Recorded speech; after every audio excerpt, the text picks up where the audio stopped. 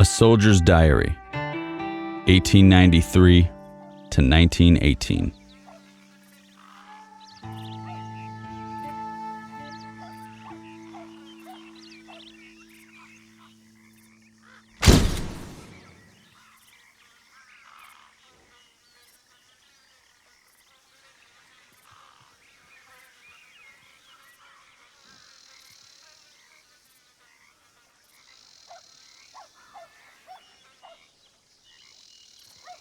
Whiskey at Eagle Pass. The name of the town down here on the Rio Grande was Eagle Pass. Down here, instead of cleaning our horses with combs and brushes, we took them down to the river and washed them there and swam with them.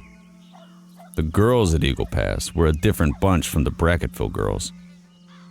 While the women along there was washing their clothes and blouses, they would just look at you and laugh and think nothing of it. We got used to it, and we hardly knew they was there.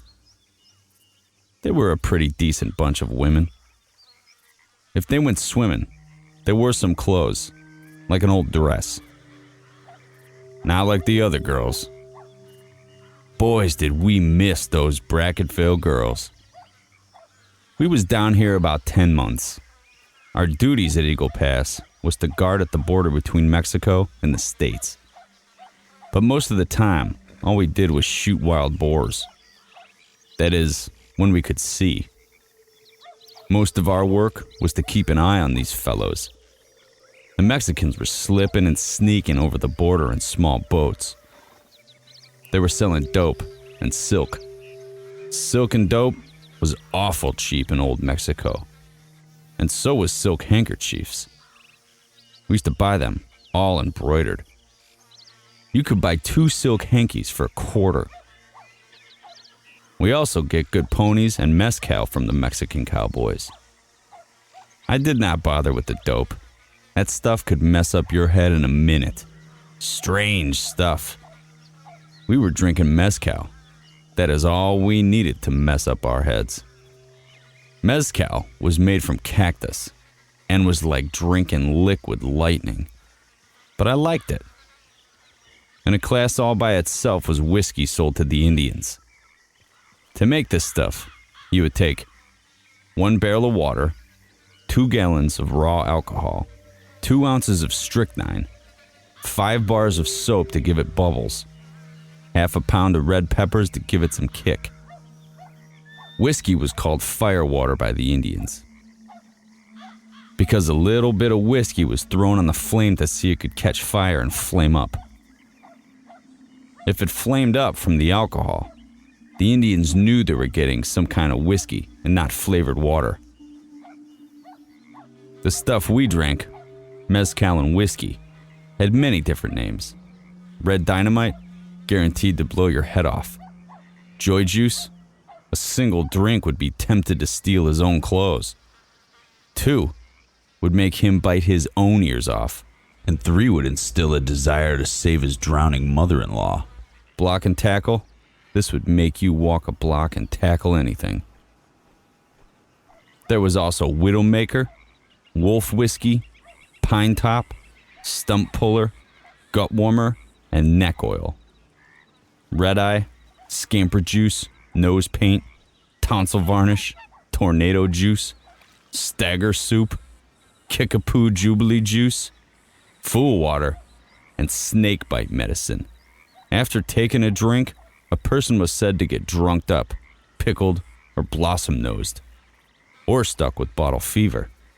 He suffered an attack of the Jim Jams. He painted his nose and rustled his boiler. Went booze blind. He was so drunk he had to open his shirt collar to piss. He slept his jag off and woke up feeling as if a cat had kittens in his mouth. Or he breakfasted with a coyote. Old-timers used to talk about the remedies and cure-alls in the streets of some cowtowns. You would find little old ladies who would curse the demon rum drinkers. But they would be tottering on their legs and did not have all their cards in a deck. One of these remedies was Hostetter's Bitters. It was sold by the drink and was supposed to cure chilblains, dyspeptic, your liver, evil humors, and loose bowels.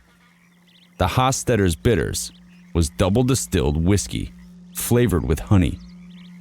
Another potent medicine was Dr. Kendall's Blackberry Balsam, a remedy for cholera, biliousness, diarrhea, and dysentery. The alcohol content was 61%, and it also contained opium. I felt good every time I was sick.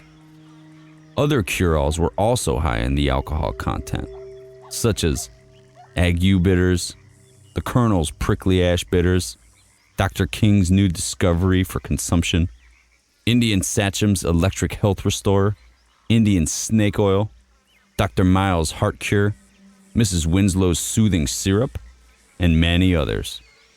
No wonder the little old ladies were staggering around and seemed to have lost their marbles. Some saloons are pretty good. Others, just dumps, like the Blue Goose. A lot of saloons had false fronts. And that is what they was called, false fronts. They were built to look like a 2-story building, but they did not have a second floor. They really only had a ground floor. False front saloons were usually the same. Always had a wooden boardwalk right in the front and swinging doors. Sometimes the doors were wired open. Also, out front was a place to hitch your horse. Sometimes in bad weather, your horse would come up on the boardwalk and back into a window and break it. The old saloon was known by many names: Bug House, Jug House, Whiskey Mill, Whoop Up Cantina, Water Hole, Porn Spot, Pecaria, Hop Joint, Grog Ship, Gin Mill, Snack Ranch, and a whole lot more. The name depends on where you came from. There was a bit house where a drink cost $0.25, or a short bit house where the drink cost $0.50. A barrel house was a saloon where they sold whiskey straight from an open barrel. A deadfall saloon was a place with a bad reputation. A day and night saloon was a place that never closed. Pretty waiter saloons had girls in short skirts who worked on you to get you to buy them a drink. A fandango house was a dance hall. Regardless of what it was called, a saloon was the place to be.